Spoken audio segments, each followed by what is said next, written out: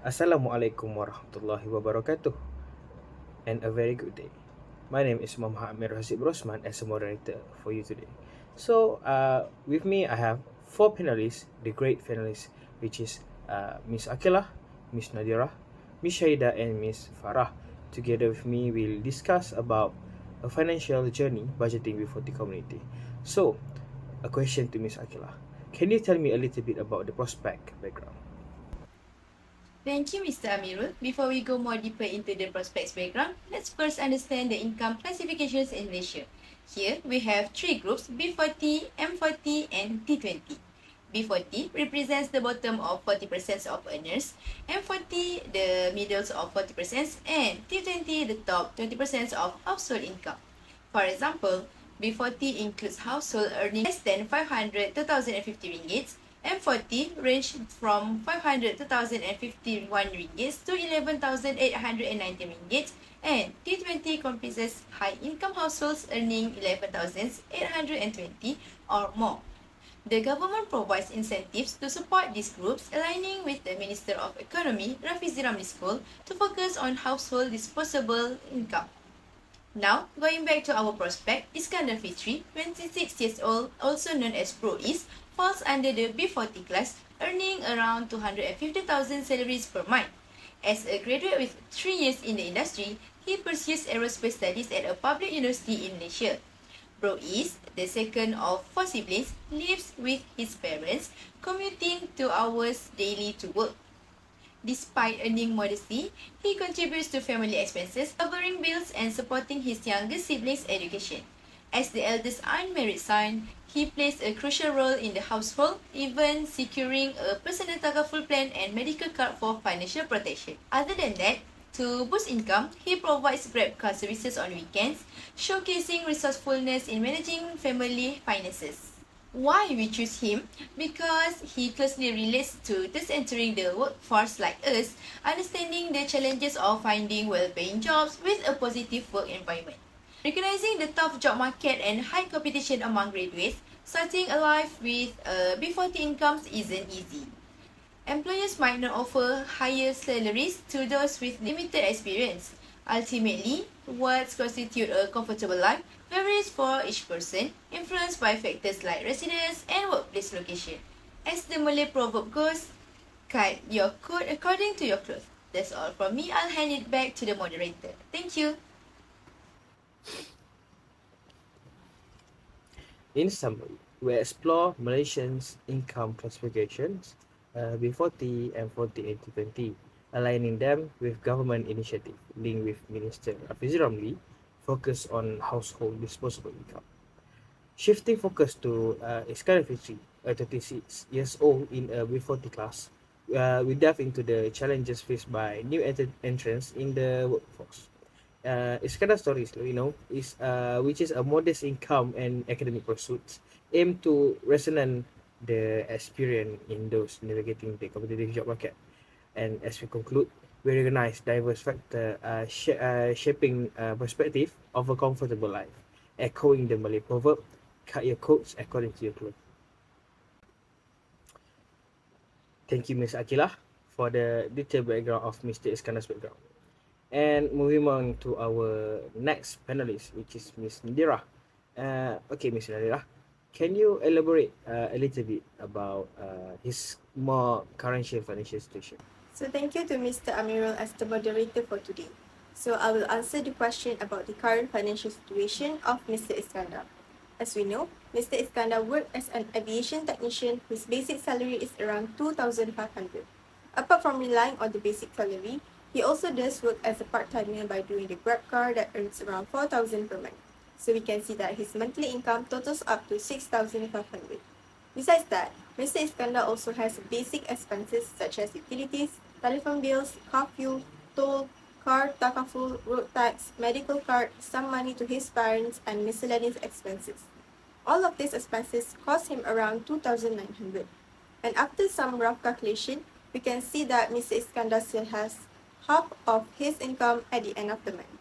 Next, Mr. Iskandar also has a few assets and liabilities that he needs to maintain. So his assets are current account, savings account, investment account, tabung haji, car, and also land. So Mr. Iskandar has asset worth 190,000 ringgit, while his liabilities are only on his education and car loans amounting 800 ringgit. Moreover, regarding Mr. Iskandar risk management, which is to plan if anything happens to Mr. Iskandar, is there any amount that Mr. Iskandar needs to save for any circumstances? So as we made some determinations, since Mr. Iskandar is single, so he has no other commitments besides his parent. So if anything happens, all of his expenses will be no more and no adjusting can be made. With that, I think that cleared out everything regarding the financial situation of Mr. Iskandar. I'll give back to the moderator. We know that Ms. Iskandar's financial situations appear to be relatively stable and well managed. With a monthly income of 6,500 and careful expense planning, he managed to save significant portions. His diverse asset outweighed of his liability, showcase a prudent approach to financial management. Additionally, Mr. Iskandar's risk management strategy aligns with his single status and minimal commitments, ensuring a secure financial standing.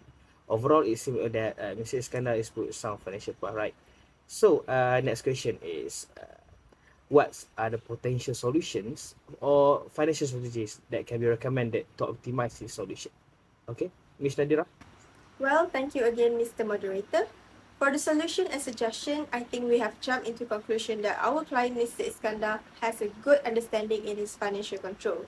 He has all the Karta Kaful, medical card, saving account, investment account, tabung haji for his Hajj planning, and he surely has an EBF account as he works as an aviation technician at an aviation company. So all of the basic financial tools he already has, and since I mentioned before that Mr. Iskandar did not have any other commitments besides his parent, so this makes clear that he needs no other suggestions to his financial management. But to add up, Mr. Iskandar may have plans to further study in chemical engineering, so we have already made an education plan for him that will be explained by the next panel.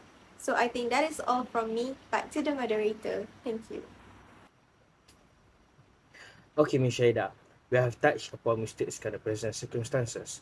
Now, looking ahead, could you please shed light on the future planning aspect? Specifically, especially his plan for education, Hajj, and retirement. How can Islamic finance principle can be integrated into these future plans for a holistic and ethical approach? Okay, Ms. Shaida?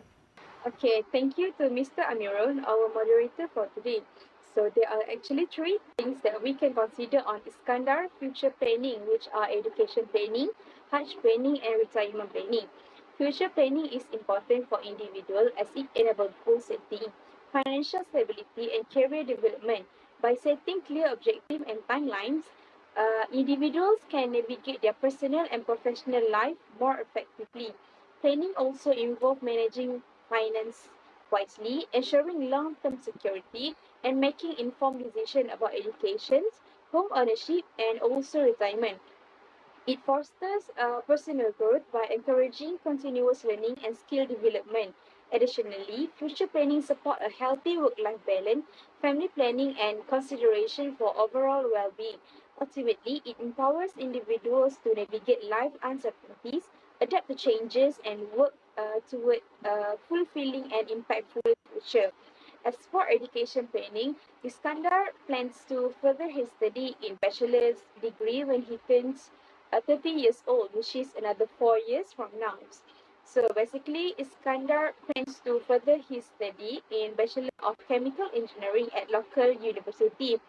And currently, the cost of education in university at a local university is at 50,000 and 400 ringgit Malaysia a year, and he will be expected to do a 4 years program, while the fees are expected to rise at 4% a year, while the rate of investment rate is expected to be at 6% a year. So after some calculation were made, the future value of the education cost is about 58,960 ringgit Malaysia, while total cost of education present value at the age of 30 is at 235,776 ringgit Malaysia, and the fund needed to invest yearly by Iskandar is about 58,916 ringgit Malaysia. Iskandar also plans to do Hajj when he turns 40 years old, which is another 14 years to come. The Hajj saving is currently 5,000. The cost of for Hajj this year is 10,980 ringgit Malaysia and is expected to rise for 11% each year, and the profit rate based on tabung haji is at 6% a year. So after some calculation, we are aware that the future cost of Hajj for Iskandar is 47,328 ringgit Malaysia.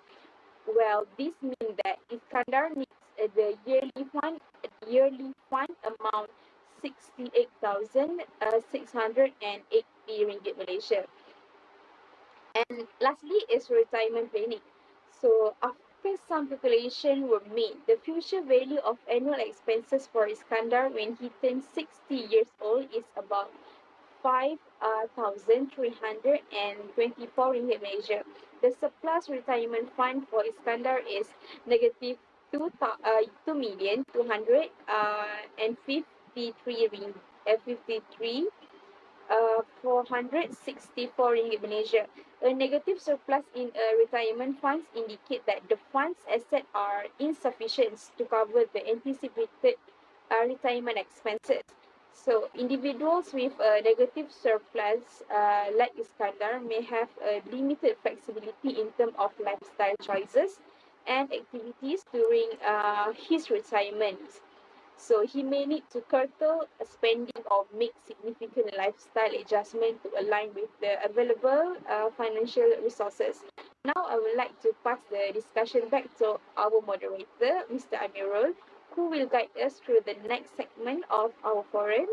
So, Mr. Amirul, the floor is yours. As you all know, Iskandar future spending encompass education, Hajj, and even retirement considerations. Though meticulous calculation will assess the financial aspect of this plan, including education costs, Hajj saving, and even retirement fund surplus. It's evident that Iskandar is proactively addressing his future needs, demonstrating a strategic and thoughtful approach to financial planning. Okay, now moving on to our final panelist, Ms. Farah. Okay, so Ms. Farah, I would like to ask you about what are the challenges that can highlight throughout the interview sessions. Can you please elaborate on the communications and negotiation skills required in the process, and what are you getting after completing the assessment? Okay, Ms. Farah. Alright, thank you to Mr. Amirul. All I can say is that Islamic financial planning for Iskandar Finances was quite a journey filled with challenges and important lessons. One big hurdle was convincing people to share their private financial information like payslips and expenses, which many consider personal. So we also faced difficulties in doing the calculations because some of the data was missing. So we need to keep asking Mr. Iskandar for more details about their financial information. Another challenge was talking to people about their finances and persuading them to share their details. So this taught us about the importance of good communication skills and the negotiation skills in the real world.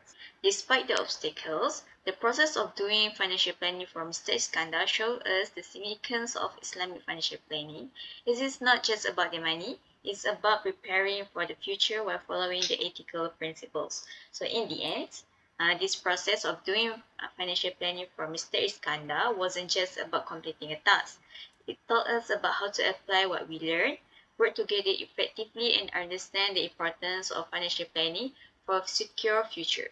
So the challenges that we faced were like stepping stones to a better understanding of the real-world financial situations. So I guess that's all from me. I will pass to the moderator back. Thank you. Okay, actually, Ms. Farah already highlighted the challenges faced in convincing individuals to share personal financial information, emphasizing into a crucial roles of effective communications and negotiation skills. The experience underscored the practical application of classroom knowledge in the real life scenarios, reinforcing the ethical principle of social finance. The hurdle encountered were not obstacles but stepping stone, fostering a deeper understanding of financial planning necessities. Actually, the journey with Mr. Iskandar was not just a task of the page, but it was a transformative experience and encompassing this essence of Islamic financial planning. Kudos to Ms. Farah for what we call for navigating these challenges with diligence and commitment. Your insights will undoubtedly contribute to more comprehensive understanding in a practical aspect of our future. The exploration of income classification in Malaysia, particularly the B40 groups to which Iskandar belongs, eliminate the economic landscape and government's incentive. Iskandar provides managing a B40 income while pursuing aerospace studies and supporting his family, provided announces an understanding of the challenge faced by young professionals. The meticulous analysis of his financial situation and future plannings underscore the importance of education such every time considerations, offering a tailored solution. The challenge encountered during the Islamic financial planning process highlighted the needs of effective communications and negotiation skills, bridging theoretical knowledge with practical applications. This journey wasn't just a task commissioned by a valuable learning experience, and like I said, it's emphasizing the application of financial knowledge, ethical principles, and even strategic planning for a secure and fulfilling future. So I think that's all for our discussion for our forum with me and my fellow panelists. And until we meet next time, wabillahi taufiq wal hidayah. Wassalamualaikum warahmatullahi taala wabarakatuh.